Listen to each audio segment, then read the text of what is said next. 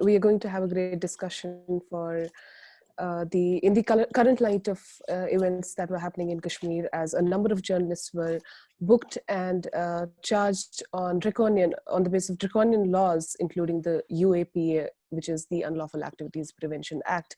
We have with us very prestigious guests. We have from Kashmir, Parvaiz Bukhari. He is a veteran journalist and has been working from Srinagar for the last 15 years. And he's worked in other countries, including Malaysia and Afghanistan also. We also have with us Aliya Iftikhar. She is working as a Asia researcher for the Committee to Protect Journalists and has been working there for the last 3 years. Welcome, Parvaiz Saab and Aliya. Thank you. Thank you. We also have with us Suchitra Vijayan. She is the executive director and founder of the Polis project, and she is the barrister at law and a writer. Thank you so much, Suchitra, for joining us and being able to, host this discussion also, be part of this discussion. Thanks for having me. We still have 5 minutes. Oh, yeah, I'm sorry. I think I did this. Because I was told I'll be live as soon as. I think we have 5 more minutes, so I think. I think it is live, but I don't think that. I don't know. I think it's live. Are we live though? All right. Okay, no problem. We'll do this. Oh yes, we again. are live. We are live. Yeah. Okay.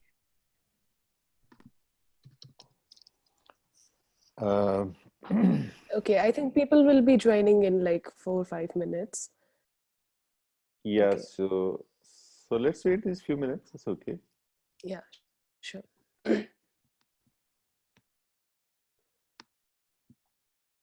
So in the meantime, let silence reign the world.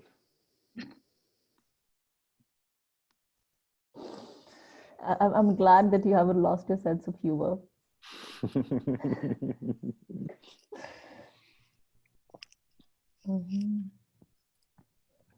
Yeah. We already have 18 people. Okay. Yeah. 24, it shows there, yeah. Yeah, so she'll give the green light here.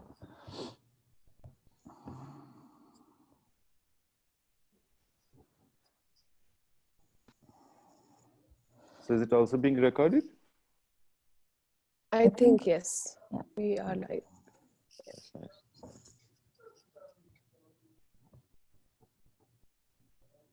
Imagine, what my biggest thrill right now? Yeah. You're having me on live on 2G internet. What does it tell you? I am going to talk about that also. Yeah. No, it's working. That's amazing. That's amazing. Okay. All right.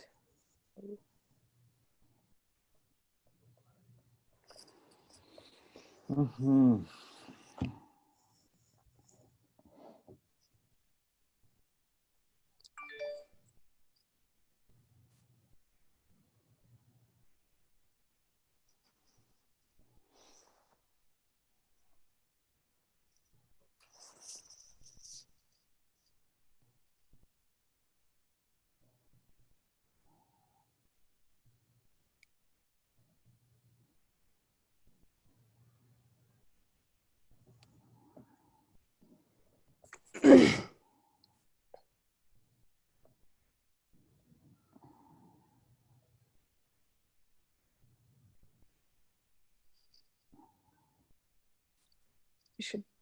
We should be live on Facebook in 2 minutes. Okay, so let me just check that we're also live streaming on other platforms, just to make sure that. So where else is it going besides Facebook? Right now, I think it's on It's on both the Polis project and StandWithKashmir Facebook Live. Okay. I think once it's recorded, it can also go on. It can pretty much go on any other platform. Yeah.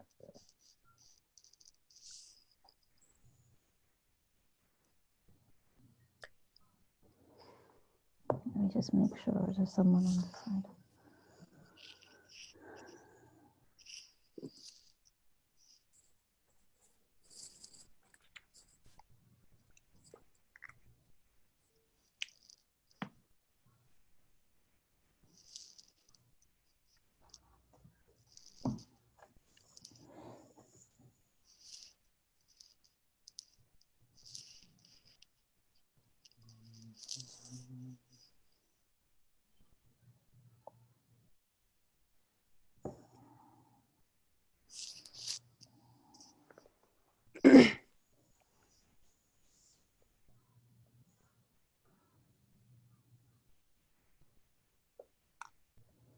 Okay, should we go? I think. It's 7:30. Yep. Yeah, Facebook will go live in a minute. And then we can start. All right. Welcome, everybody, and good evening, good morning, good afternoon to everybody in their respective time zones and all those who have joined us from different geographies as well. Thank you for being here, all of you. Thank you, Ruwa. Thank you. Thank you for having us. This is a joint initiative of the Polis project and the Stand with Kashmir, and we'll be discussing and talking about the recent events that happened in Jammu and Kashmir when a number of journalists were booked under different charges, including the draconian UAPA charges. And it has also raised a question on the press freedom generally and what is the status of freedom of press in Jammu and Kashmir. We have with us very prestigious guests. First, I'd like to introduce Mr. Parvaiz Bukhari. He is a veteran journalist from Kashmir and has been working in Srinagar for the last 15 years. He has also worked in India, Afghanistan, and Malaysia in his career. Thank you so much, Parvaiz Saab, for joining us. Thank you, Ruwa. We also have with us Aliya Iftikhar. She is a researcher in Committee to Protect Journalists, and her area of focus is Asia and has been working there for the last 3 years. Thank you for joining us, Aliya. Thank you for having me. And then we have Suchitra Vijayan. She is the executive director and the founder of the Polis project. She is also a barrister at law and the writer. Thank you so much, Suchitra, for joining us. We appreciate taking your time. Thank you, Ruwa, for having me. So let me begin with you, Parvaiz Saab. You are in Kashmir right now, and there are a lot of at least three journalists have been booked in the last week itself under various laws. What is the situation and what is the fear among journalists in general and media in general right now? See, the three journalists that you're talking about is a 26-year-old young enthusiastic photographer, Masrat Zahra, and journalists Pirzada Ashik and Gauhar Gilani. They've been two of them have been booked under this anti-terrorism law called the Unlawful Activities Prevention Act, which is a law that doesn't allow bail once a charge sheet is produced. And it is perhaps, I mean, it's rare and very draconian that journalists are now booked under such a stringent law. But this is only indicative of the escalation of harassment and control and attempts to control journalism out of Kashmir that we see.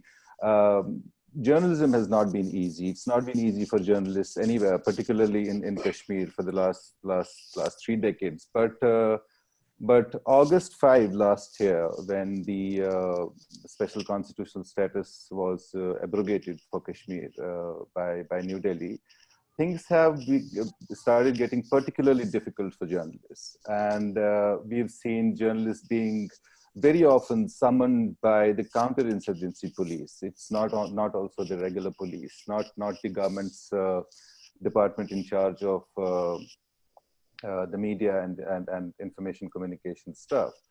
Counterinsurgency police summon journalists, threaten them, coerce them to reveal their sources, basically trying to channel the journalistic energy out of this place into feeding a certain narrative that's suitable for the state. And this business has been slowly escalating, and now we've seen it's reached a point where journalists are now being formally booked under stringent laws. What this does is not it of course particularly affects these three journalists that we're talking about, but it also sends a very clear, sharp siren signal for journalists to toe a line, and that there are no protections, for the freedom of press, for the freedom of journalists to work freely. It sends a very chilling signal. And if you've noticed, we've seen, particularly since the August of last year, that photojournalists and videographers who often must go to the spot as soon as possible when news develops and news developments in Kashmir have particularly been very dangerous things for all kinds of people, particularly for them. They have borne the brunt of it even more frequently. Photographers and video journalists have been beaten up very frequently. They've been roughed up by police on around news spots, and they've been prevented from reaching news spots. You know, basically, what this has done slowly is to have snatched journalists from the basic tools of being able to travel to places where news happens, of being able to go contact people who have the details, who can confirm. And it has produced a certain kind of narrative silence, although journalists have worked very hard and broken through these barriers very often. But it has nevertheless had a very bad impact. To give you to give you examples of what it means, there are very frequent gun battles between anti-India militants and government forces here. How many times is it possible for a reporter to go there? You know, very often we see houses are blown up, property is destroyed, you know, and whatever else happens there. But most of the time, you would have noticed it yourself, what gets reported is that X number of militants were killed and X number of government forces were killed or injured, and no protest happened or protest happened. But then the actual stuff that happens there, and which reveals basically what the intent of the manner in which these military operations are conducted, doesn't get reported. So that's already a silence that's there. And now this kind of silence is sought to be imposed on other areas to basically let the status narrative, you know, just pass through and everything else become a silence. We'll come back to you on this again, Parvaiz. And meanwhile, if anybody has any questions, please send us those. We'll be having a question and answer session at the end of the discussion. We'll be taking the relevant questions. Please keep your questions relevant to the topic of the discussion. We'll come to you, Aliya, now. The Committee to Protect Journalists have, reported about the events that happened in Kashmir. Could you tell us more about who those journalists are and what are the charges that they have been booked under? Yeah, so, I mean, like Parvaiz Saab said, there's been a very intense escalation, I would say, just in the past few weeks. And, you know, there's 3 journalists in particular that I think, you know, everyone is talking about, but more broadly, there have been other assaults on journalists in Kashmir in recent weeks, as well as detentions, or they've been brought in for questioning. Now, the 3 journalists, there's Masrat Zahra, who is, you know, as Parvaiz Saab said, a young photojournalist who has been doing a really phenomenal job trying to document the on-ground reality of what happens in Kashmir. And any look at any of her, you know, social media feeds will show you, you know, the work that she's been doing. Then we have Gauhar Jilani, who has been, you know, a political commentator, a columnist. He's worked for international outlets. And Pirzada Ashik, who is a well-known journalist for his reporting on Kashmir and works for a national outlet. And I think, you know, what we're seeing is the broad charges against all of them are framed around anti-national posts, of glorifying terrorism or fake news. These are the 3 similar veins that we're seeing. And what it tells you is, you know, it sends this message that nobody is safe. It doesn't matter, you know, how many years of experience you have. It doesn't matter who you work for, whether you're freelance, whether you're with an Indian outlet, whether you're with an international outlet. The message is that if you dare to report critically or portray or show anything in Kashmir that does not toe the Indian state's line, it's not acceptable. And this is what they'll come after you with. Right, Aliya, we'll come back on this, but we'll have Suchitra. And Suchitra, the Indian government has also booked a student leader, Umar Khalid, and an Indian activist, Gautam Naulakha, under the same UAPA, which is the Unlawful Activities Prevention Act. Do you think that this law, or what do you see as the similarities and the differences, in terms of how India is enacting these laws, both in the context of Kashmir and mainland India? Right. Just as it's not the three journalists in Kashmir, and there's a longer history of not only suppression of voices, but using violence as a way to suppress voices, UAPA also has a long history of throwing in a lot of rights activist defenders in India. So it's not just Umar Khalid or Gautam Navlakha. There is Dr. Tel Tumde, and of course you have 11 other activists like Shudha Bharadwaj, Shamash Sen, and many, many others who have been absolutely taken away and incarcerated for over 18 months. Of course, you also have the case of GN Sai Baba. So in reality, what are the similarities? The similarities is that it's a part of a larger architecture of laws, whether it is the National Security Law, UAPA, laws like POTA and TADA, which are now repealed, but still much of the value and the essence of the law still remains, in which that this is the absolute erosion of all kinds of fundamental rights and laws, but also in a way in which the legal structure where you can go to find relief is also rigged against any kind of way to find relief. So the similarities, I would say, is this deep, overwhelming disregard for right activists, for journalists and others. But how does it now differ in terms of Kashmir? Is that you understand that while Kashmir remains under a brutal military occupation and has been for a really, really long time, military occupation brings with it a very different kind of mechanisms of law, process and execution. For example, Kashmir has the PSA. And again, with PSA, you know that there are no charges. They don't need any evidence. What you really need is this idea of some kind of a public threat. And what the public threat means could be something as simple as you walking on the streets to being there. Another thing that you realize is that this is not, while we have these three journalists who are now, who are being slapped with these charges, you also have instances of Kashmiri journalists who have been asked to come in by the IB for interrogation. Again, if you look at a 1990 amnesty report, almost 40 years ago, talks about what happened.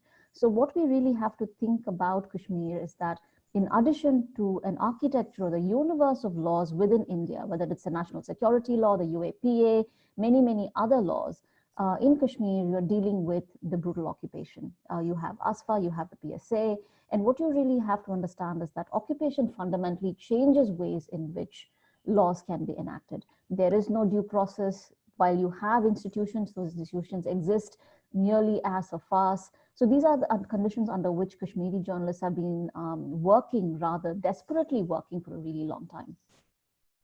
Right. We'd ask Parvaiz Saab about this. Parvaiz Saab, it looks like, since the nationalist BJP government has been ruling, there has been a harsher approach towards Kashmir in general and media in particular. But you have been working there for a long time, and there have been killings, there have been, assassinations, threatenings, and whatnot to basically stifle the voice of the Kashmiris and media particularly. Could you tell us about your experiences of working in Kashmir in this kind of environment? And as Suchitra mentioned, it's a military occupation. How does media function in this? And what is the freedom of press? And how can you define the freedom of press in Kashmir? I work here. My experiences have been more or less similar to every other journalist who's been working out of Kashmir. You're working out of a space which is so highly militarized, and you're working also in a space which is almost bereft of any accountability from the authorities. One of the principal difficulties that journalists in Kashmir have always faced, particularly ever since I have been here since 2004, is that you might have a lot of information about what is happening around, whether that fits within the legal realm or not, whether there are state institutions that do illegal stuff even by the standards of the legal architecture that's in place here or not. You might have a lot of information, but then you always face what I call a difficulty of attribution. The officials would either partly confirm, partly deny, or only confirm off the record, would not allow to be named or quoted. things like that, apart from of course physical difficulties of a place mired with so much violence over the decades. What it has done, in my understanding, is that it has forced a lot of journalists here of self-censorship, because when you have information, when you have voices coming to you, when you have voices talking to you, and there are either blanket general denials, or there is a semi-quasi official denial, or a confirmation of record, that pushes journalists to self-censorship. To give you an example of recent times, when the military siege post August 5 was imposed in Kashmir, it was a very difficult one. We haven't seen anything like that. All of us know that. Total communications blockade, it was not impossible to go out. And when some of us managed to go out into the rural hinterland and discovered how much of torture was inflicted on villagers and residents of towns, particularly in southern Kashmir Valley, it was so overwhelming. The facts on the ground were so overwhelming. It was, in the first place, difficult to write about it. But then, as is the standard practice in journalism, you also go to the authorities to seek their responses about, what do you say about this? And at that time, in the first place, there were very few from the civilian administration available to comment on anything. There would be this one-way press briefings. They would just come up to the government-run media facilitation center, give out some information, government official information as a monologue, and rarely take questions, or it will be very, very difficult. I remember coming back from the southern Kashmir Valley with lots of stories of torture inflicted on people by soldiers and by counterinsurgency police, and in very horrific ways. And when you seek the response of the military, all you get is a very general kind of a response that Indian Army upholds the best traditions of human rights and we refute this. Where do you go with that? So on the one hand, you have this overwhelming stuff of what is happening to people. On the other hand, you just have a very general kind of a refusal to acknowledge any of it. While as this journalists have gone and presented evidence. I have done that myself, You're talking about something that happened post August 5. That has been the situation, more or less, like Aliya referred to earlier. There has been an escalation of this kind of a thing, be it repressing journalists, harassing them, or slapping cases against them, or summoning them, threatening them in the counterinsurgency police centers, or generally preventing journalists from freely working. This has been the case for 30 years. In the initial years of the insurgency and the counterinsurgency war in Kashmir, there were two sides to the story. Journalists did come under pressure. I hear a lot of stories of those days. I was not here myself. Journalists keep recounting those days that there was pressure from militant organizations, and there was also a pressure from the government forces side and the government itself. But then if you ask me, that was the case for the initial few years. And then slowly, from mid-90s, I would say it's been the story of the state pressure on journalists and journalism than anything else. Because the armed militancy, which initially exerted pressure on journalists, has gone so super underground that it is impossible for them to exert any pressure on journalists, except in very, very rare cases that are also well known. So you referred to the current government of the Hindu nationalist Bharatiya Janata Party. Things have certainly intensified in that sense and escalated, and the pressure is mounted more. But there's something else as well, that it's being done in a very brazen manner. There are no curtains. It's not being done with any gloves on. It's not being done with any curtains behind any curtains. It's being done. The messaging is so strong and in your face and it has that kind of effect that soon as well. So it's a story of stifling the freedom of journalists and the freedom of expression in general in Kashmir, but it's escalating story, which has picked up pace most certainly after the August of last year. Right, you spoke of the freedom of expression and freedom of press. It brings me to Aliya. The there's a report that says, by the Reporters Without Borders, that say that India ranks now 142nd among the 180 listed countries on the Freedom of Expression Index, Press Freedom Index. Why do you think this is the case? Why is India so bad at providing freedom of expression? So I think it's very much in line actually with Parvaiz just said about the curtains coming off and it being very brazen. What we're seeing right now in India in terms of press freedom and journalist safety is not something that's new in its tactics, but it's intensified immensely. And I think we've seen it especially under Modi's administration. So there's been a very serious escalation, particularly, I would say, in legal threats that journalists face in India right now, and criminal threats. That's something that I would say is newer. Typically, what we would see is, defamation cases being filed against media organizations, against journalists. And that's still the case, of course, but we're also seeing these very serious charges like UAPA or other criminal investigations that are started into reporting that journalists have done. And essentially, I mean, that in itself is a form of harassment because the legal system is so slow in India that just the process of fighting these cases is harassment itself. And then you can take, charges or accusations under UAPA that are non-bailable, and suddenly you're not just fighting those cases for years and years, but you're in jail and fighting those cases. And, in addition to that, advertising is being manipulated. There's many various factors of intimidation and harassment that have really intensified self-censorship.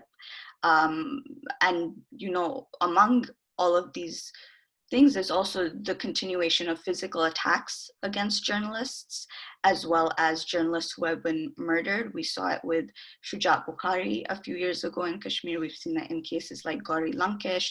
And what happens there is not just that a journalist is murdered, but that there's no accountability. And that perpetuates the cycle of violence because, obviously when these really horrific things happen, you would imagine that a state uses, its entirety of its justice system to hold those accountable. And when years and years and years go on without that happening, it sends a message that this is okay and that these things will be allowed to happen. Right. Aliya, we want to inform all the participants in the webinar that we'll be holding a question and answer session in the last 20-25 minutes. We still have 10 minutes. We are getting a lot of questions though, but we'll be addressing them or we'll try to address all of them at the end. But before we go there, Suchitra, I'd like to ask you, there's a pandemic going on. The entire world has been brought down to its knees by a small pathogen that is not even visible. And the moment we think of India not being able to do any of this, I mean, in this time, they don't fail to surprise us. Why do you think this is the timing they chose to book those journalists particularly? I think you have to look at it in two very specific ways.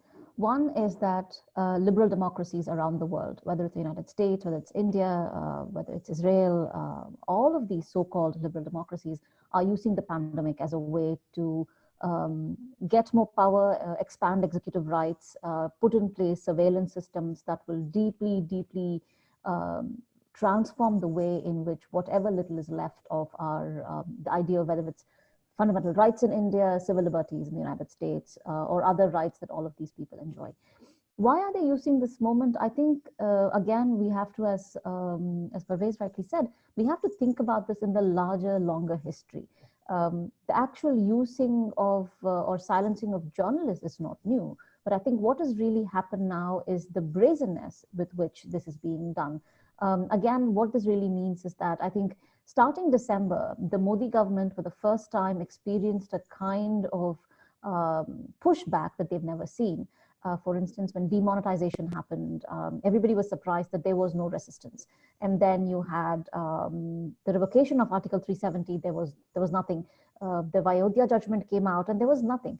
All of these instances where people expected that there would be some kind of resistance, there was nothing.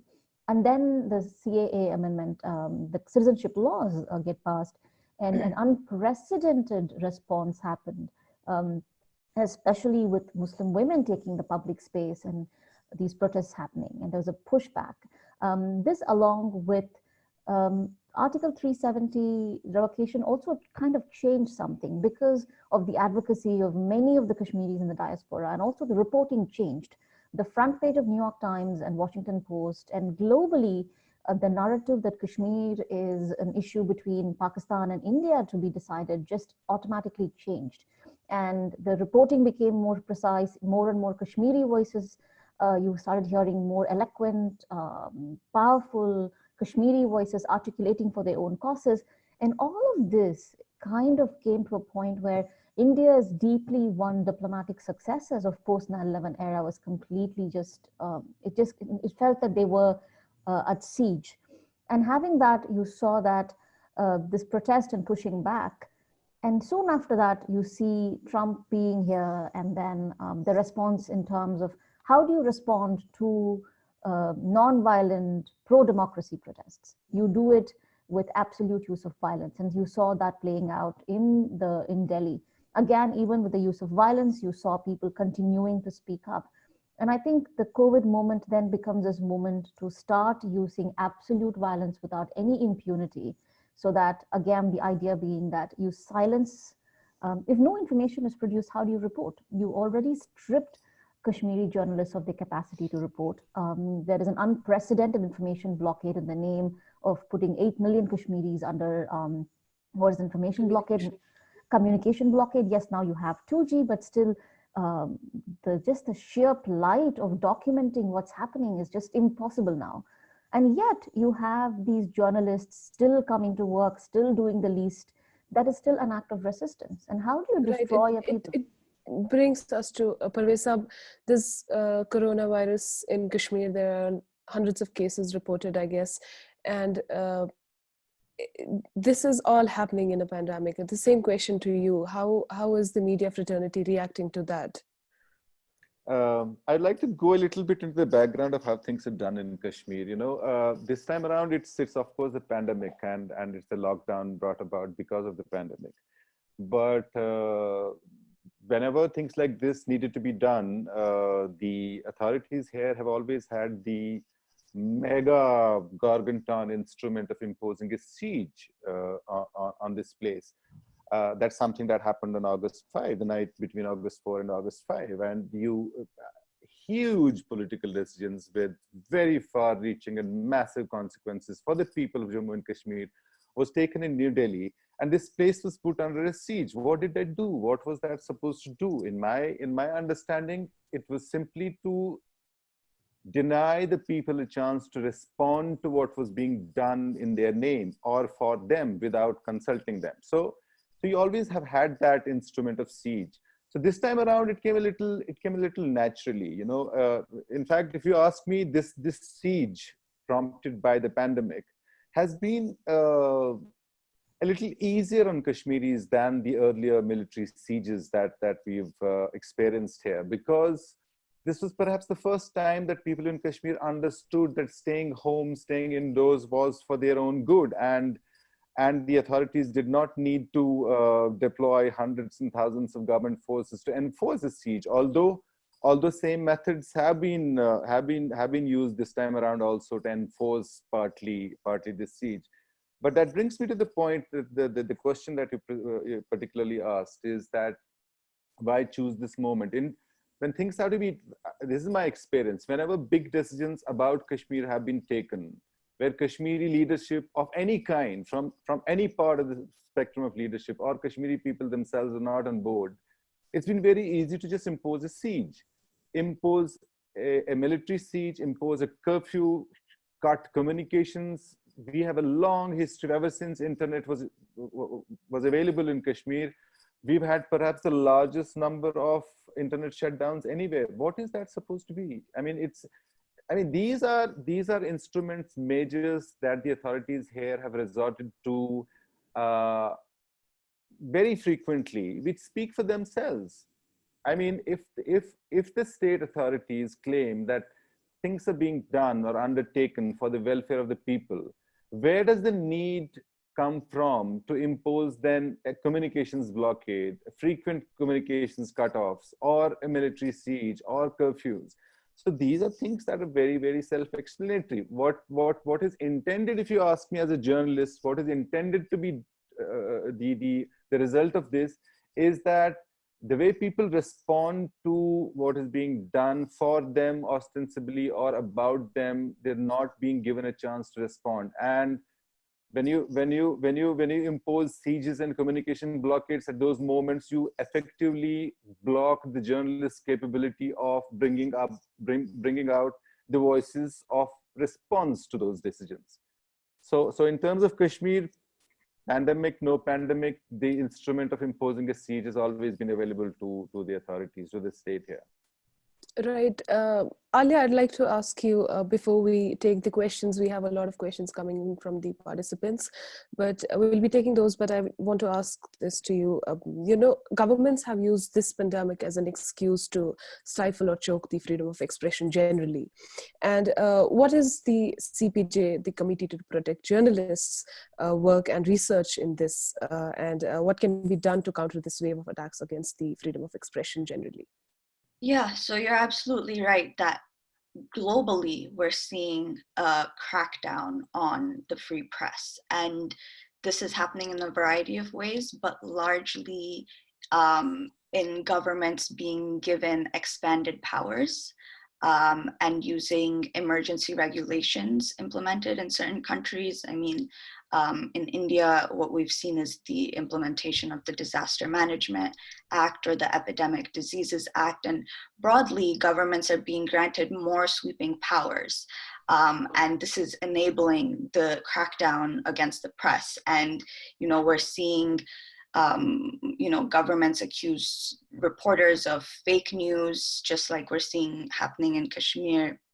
And it's also, you know, I would say, it's dramatic measures that are coming at the expense of civil liberties or things that we're saying, you know, okay, this is an extreme circumstance. Maybe, you know, it's okay to get rid of some of these rights and freedoms that we have because we have to deal with a very extreme crisis. But it's difficult because what happens after this? If these governments have these expanded powers, why would they give them up after the pandemic? Why would they say, okay, you know, pandemic's over, here's everything, you know, go back to the way it was? Or even if the way it wasn't great, right? But it's an erosion. And I would say, you know, what we need to see is, and how to fight back against this is, you know, you have to continue doing your work, particularly journalists. Like, you know, this is a momentous, historic time, and we have to keep documenting what's happening. And also, you know, holding those accountable. And unfortunately, I think, you know, that's why we're seeing this crackdown, is many governments don't want to be held accountable right now. They don't want to see any criticism of the way they're handling the pandemic. It's also, you know, for them a PR crisis in many ways. And be skeptical, be vigilant, be skeptical of, you know, governments arguing that they need expanded powers. In many places, you really don't need that, but it's a chance for them to go and try to grasp at it. And then we're seeing this sort of crackdown. Right, Aliya, thank you. We're moving to the question and answer sessions now, and there are a lot of questions for Parvaiz, particularly from Kashmir. This is from Suveer Cole, and hi Parvaiz, this is Suveer. Do you have a read that might explain this escalation? After all, newspapers and journalists have been throttled for a while now, particularly after August 5. is there any writing? I guess they are asking. I didn't know if I can refer to any particular thing in that sense, but there have been big markers of this escalation. One of the biggest things is that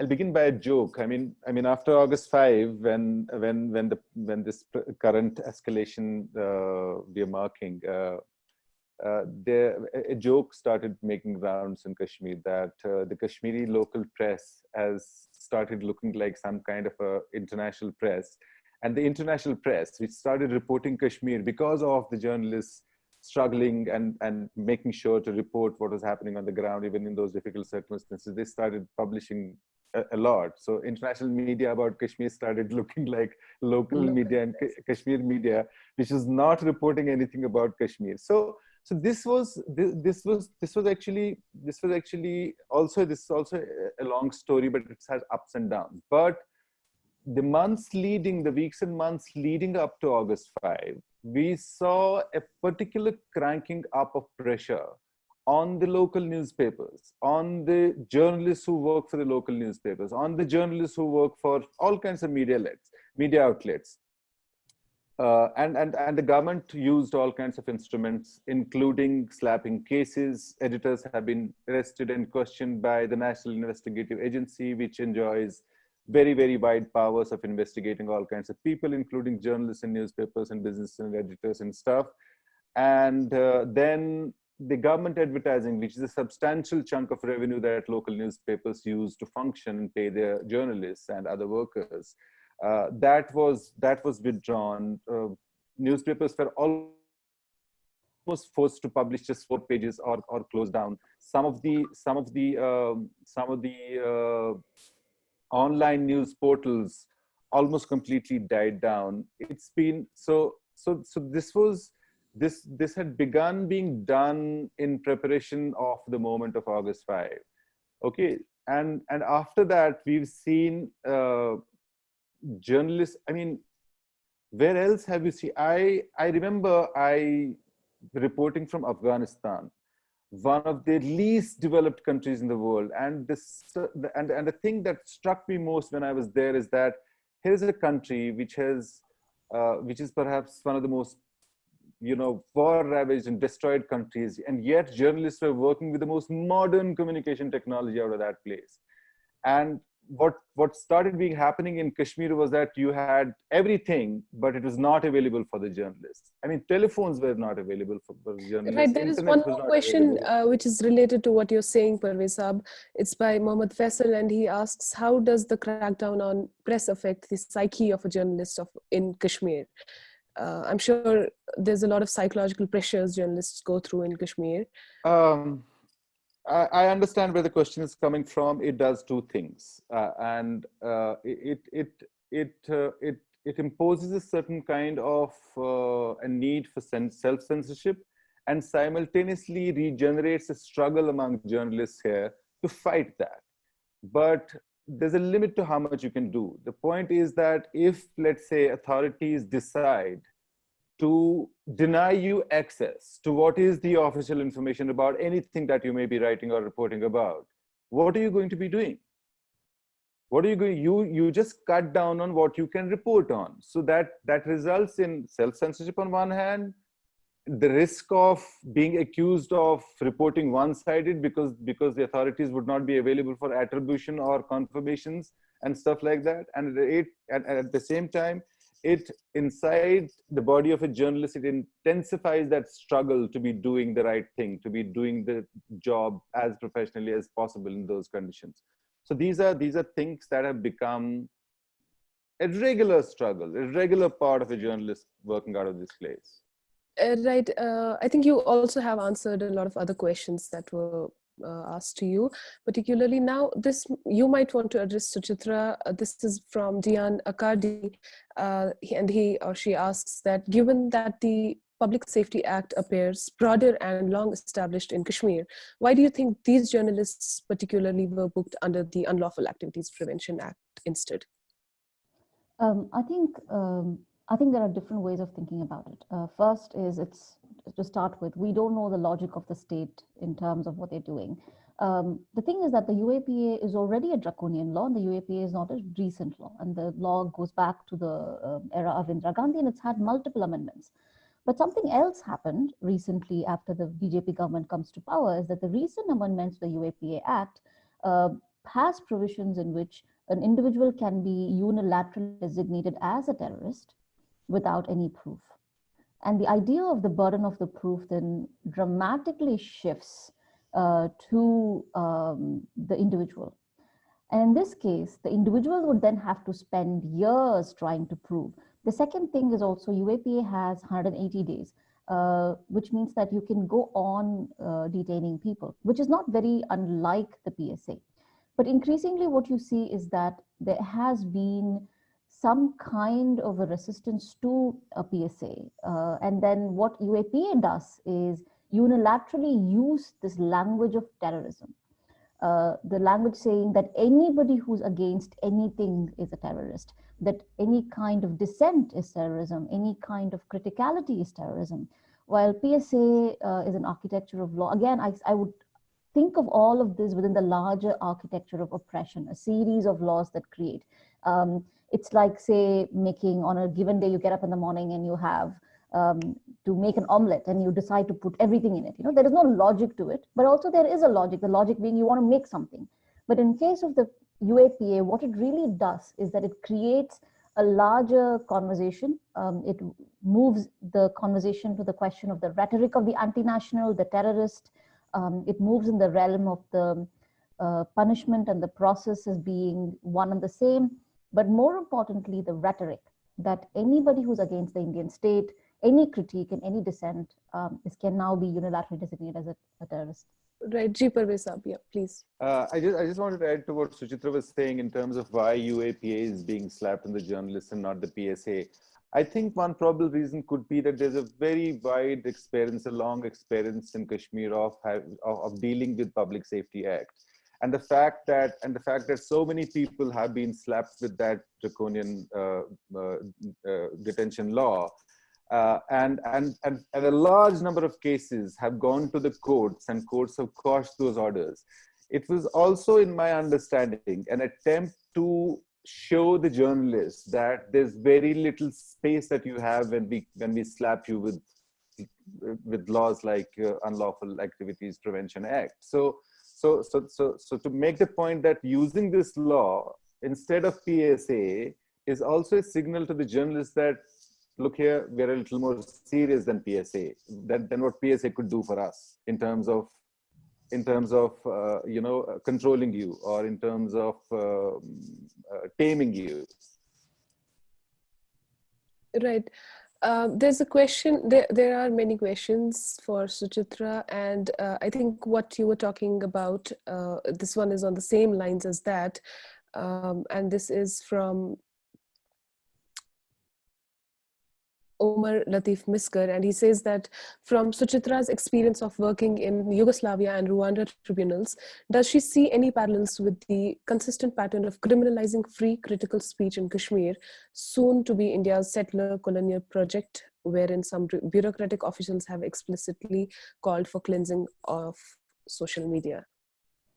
The answer is yes and no. You find similarities. But the thing with authoritarian oppression is that authoritarians learn from each other and they get better with each other.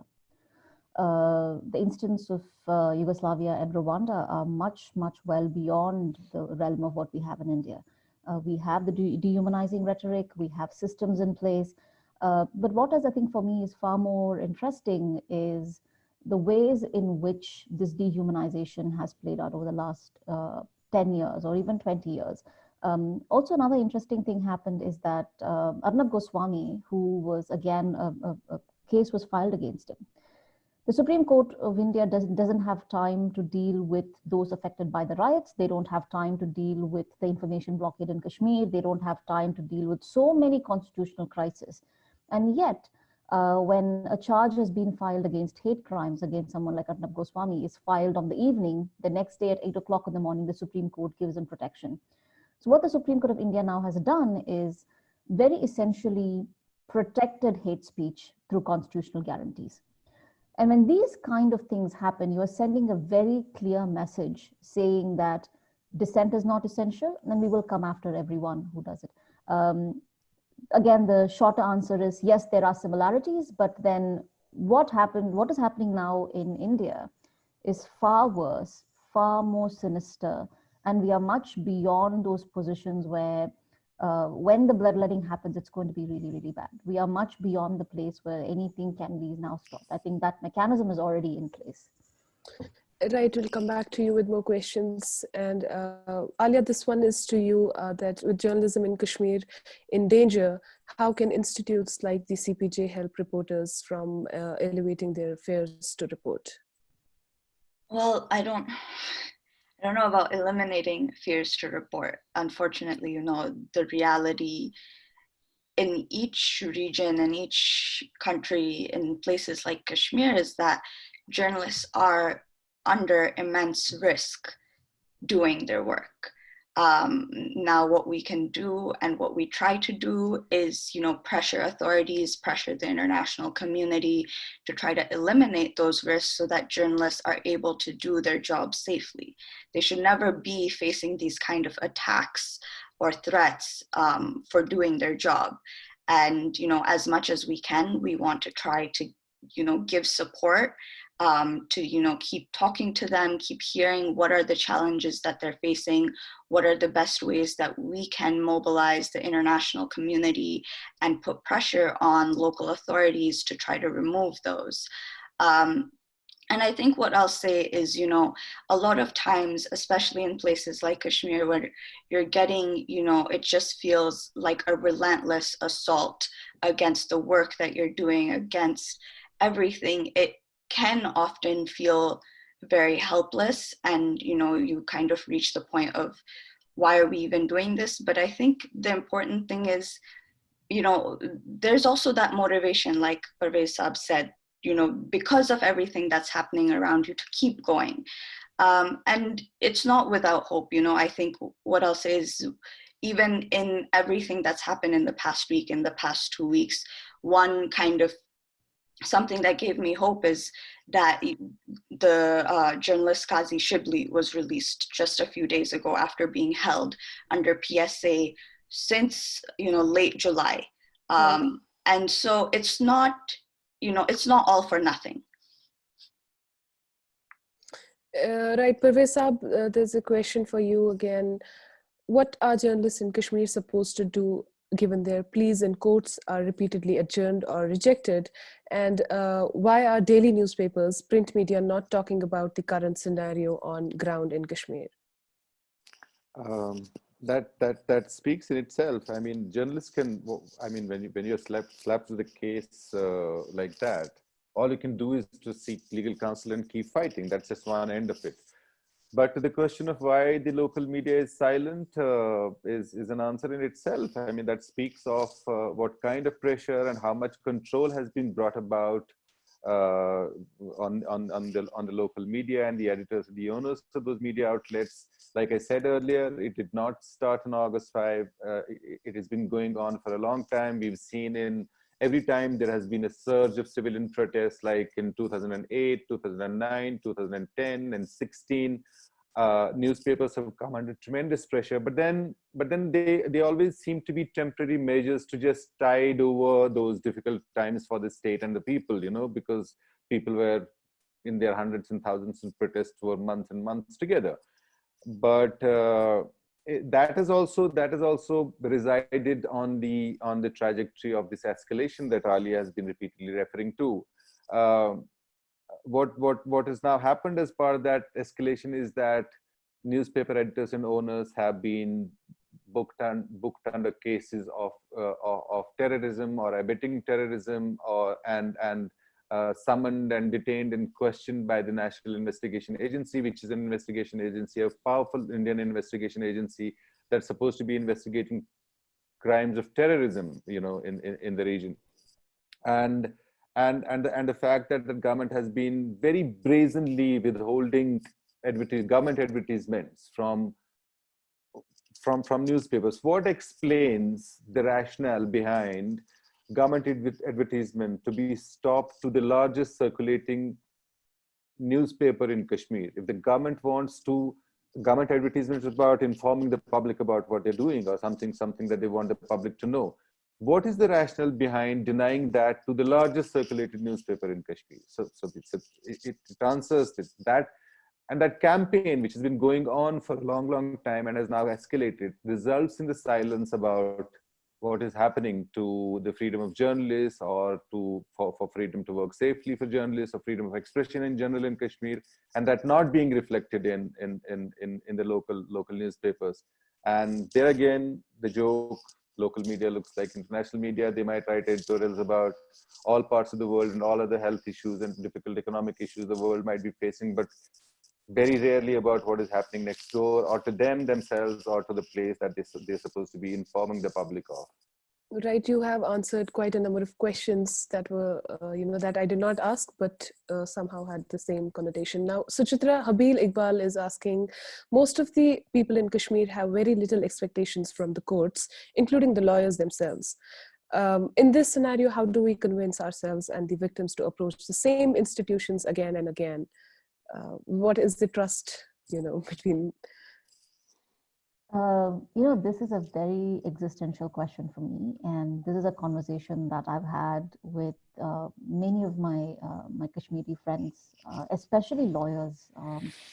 Is that the system has always been rigged against Kashmiris. You can see this in many, many cases. You can see it in the series of the high-profile cases in which, despite overwhelming evidence and even going all the way towards the Supreme Court,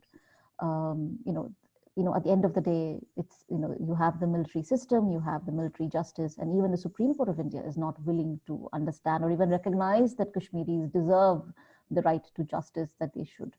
So that is a very, I don't know the answers for it. But I think one thing that the Kashmiris have done really well is that to document these atrocities. The alleged perpetrators report, for example, and many, many other reports that have been consistently put out, surprisingly have a deep sense of legal understanding of how systems work, how national laws work, how international laws work. This idea of documenting this violence, these state atrocities, understanding the absolute clarity in terms of understanding how impunity works. And I think that has always helped, because you also have to understand that nowhere else in the country does the Indian states expend so much energy to control the narrative. And in some ways, while the judicial system itself has been apathetic and impotent and incompetent, the process of pushing the judicial system has done one thing. It's produced overwhelming material, documented material produced by the state that again implicates the state. And I think that is something that is important because, one, it becomes history, it becomes a deep understanding and clarity of what's happening. I don't know, because how long do we keep pushing a system that we know that's failed? What do we do with it? And I've heard the system has also failed Kashmir, as you say. But Aliya, there's a question for you. Don't you think the international organizations have also failed in Kashmir to protect, basically, journalists? I guess, yeah. Maybe. I mean, in a lot of ways, the international community, I would say, has failed, but it also comes in phases, right? So I think you'll see post August 5th, there was a very intense mobilization of international organizations, of the international community, which ultimately has pressured the Indian state to, acquiesce in several ways. I mean, obviously not all of the restrictions have been lifted, and we're dealing with a new set of restrictions now because of the pandemic. But for the first time in a long time, and Suchitra said this herself too, for the first time in a long time, we saw the dialogue around Kashmir change. And, it's a slow movement, unfortunately. But I think it shows that international community and international pressure does very much matter, especially when there's Kashmir itself was completely cut off, when we had no way of hearing the voices from inside. And that was a strategic move, right? There was a reason that those voices were silenced, and Parvaiz Saab said it himself as well. So I think there's a lot of hope with what the international community can do and what international organizations can do. Now, whether or not they're living up to that potential and doing everything within their power and within their resources to do that, I think is, a question for Kashmiri people, and, whether or not they feel like they've done enough. And if the assessment is, that the international community has failed them, I mean, I think that's a question they have to answer. But I think the onus is on the international community, on international organizations to be doing everything that they can. Right. There is one more question for you, and it says, are there similarities of control on dissent by authoritarian governments around the world given the pandemic? And do you see that ending after this is over? Yeah, absolutely. I mean, I think that I tried to touch on this earlier. I think what we're seeing is expanded powers, and, a crackdown against anything that is deemed anti-national, anything that's deemed to be fake news. And of course, there's always an effort to counter misinformation or disinformation, but that's entirely different from governments labeling news that's not favorable to them as fake news in an effort to dismiss them.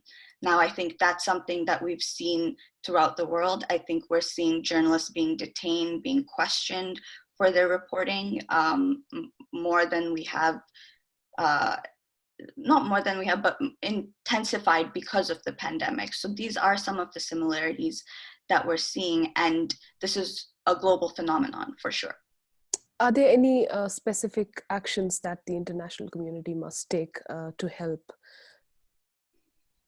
Well, I think one thing, I can speak specifically to CPJ, and what one of our biggest priorities right now has been to get all journalists released from prisons. And that's because of the really intense, I mean, this is a public health crisis, and those that are in prison right now are at much greater risk.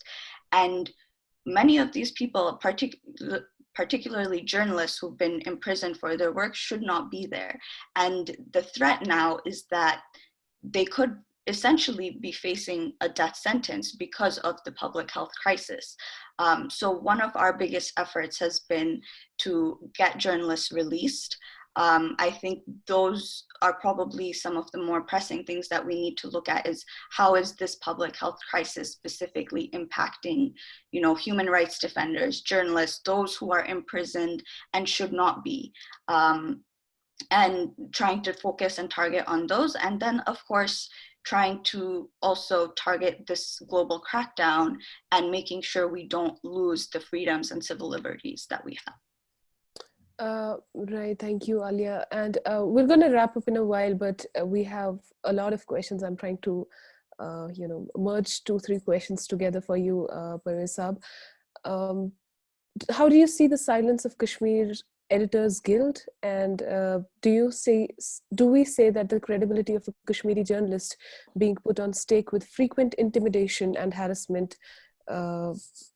This is for all the panelists, but I would like Parvaiz Saab to answer this.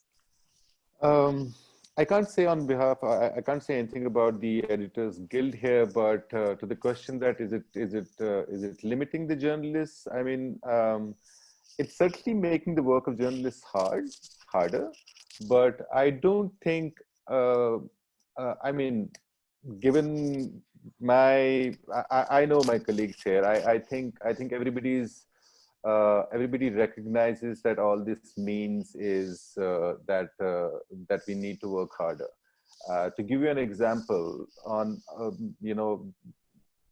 the weeks after August 5, journalists went around despite those harsh difficulties, collected stuff, wrote down reports, stored pictures in flash drives, drove to the airport, handed it over to people, sent it to their offices in New Delhi where it was downloaded and stuff.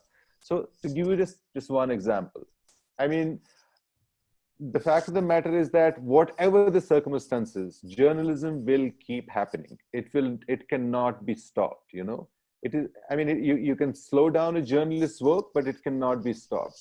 And the last 8-9 months are a testimony to that fact, that the amount of information and reportage that went out from the ground in Kashmir to the international media was unprecedented, despite the unprecedented amount of restrictions and difficulties and snatching of journalistic tools from reporters on the ground. So I don't think it'll have a big impact, any impact on the capabilities of journalists, but most certainly it'll need them to summon more energy and more focus to continue doing the work that they've been doing and they're supposed to be doing. Right. Yeah, Suchitra, please. I just kind of want to add to something Parvaiz said yesterday.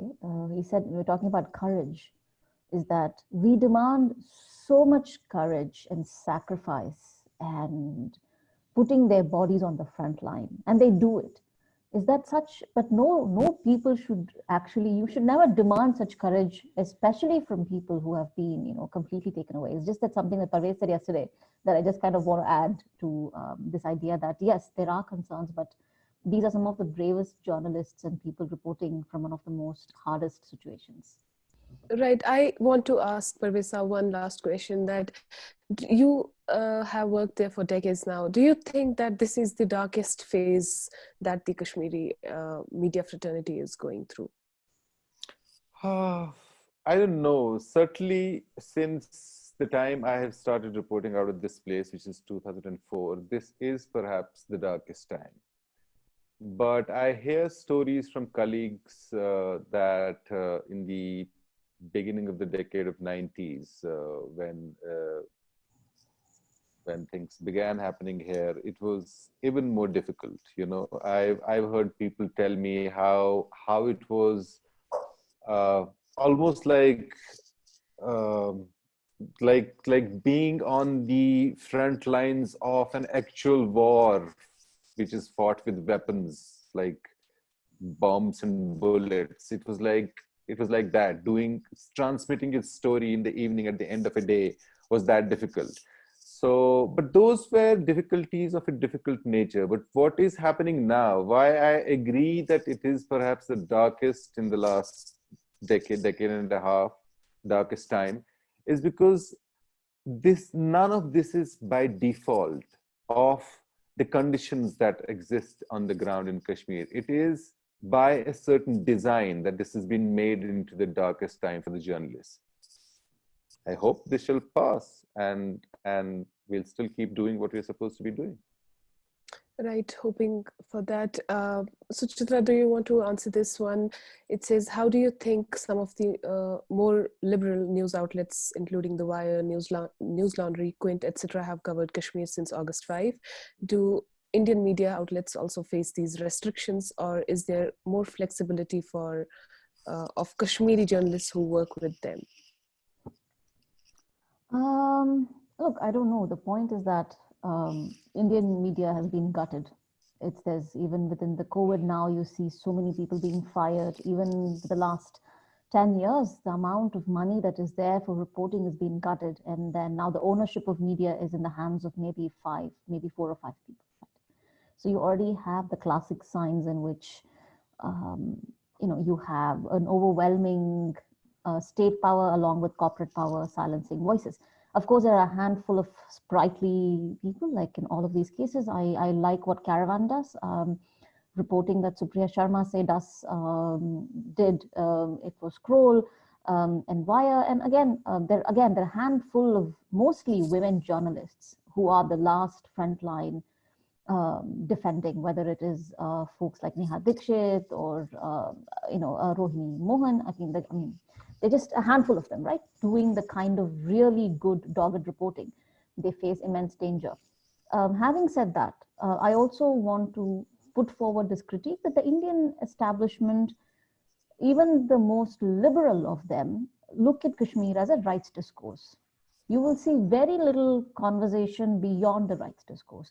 the fact that Kashmiris have the right to freedom and dignity and much, much more would never be a part of it. Even the most searing of reporting coming out of most Indian newspapers, again, I'm not saying this is, again, there are a few notable exceptions, is reducing the Kashmiri right to a rights discourse, reducing it to the question of state violations. It's much, much more.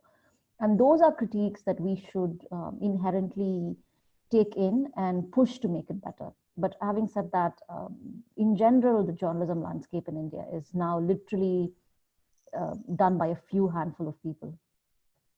Right. Well, that was quite an informative discussion talk with all of you, and I think we mostly answered all the questions somehow.